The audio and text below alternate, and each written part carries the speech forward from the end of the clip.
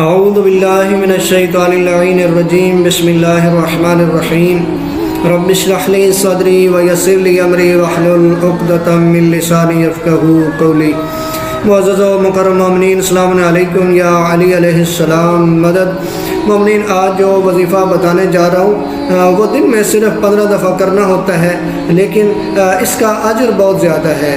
ہر انسان چاہتا ہے مجھے جنت مل جائے، تو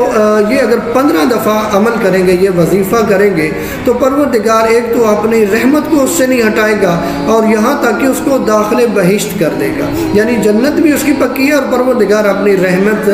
جو ہے اس سے نہیں ہٹائے گا۔ یہ میں نہیں کہہ رہا، ثواب الاعمال کتاب ہے اور کافی اصول کافی، ان دونوں میں یہ روایت موجود ہے، اور امام جعفر صادق علیہ السلام سے روایت ہے کہ حضور اکرم صلی اللہ علیہ وآلہ وسلم نے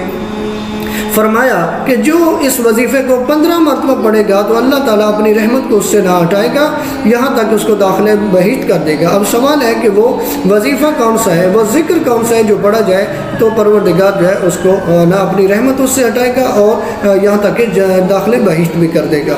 تو وہ ہر روز انسان نے کرنا کیا ہے، 15 مرتبہ پڑھنا ہے لا الہ الا اللہ حقا حقا، لا الہ الا اللہ ایمان و تصدیقا، لا الہ الا اللہ عبودیت و رقا۔ یہ ورد جو ہے، یہ وظیفہ جو ہے، یہ ذکر جو ہے دن میں 15 مرتبہ جو انسان پڑھتا ہے تو پروردگار اس کو داخل بہشت کر دے گا۔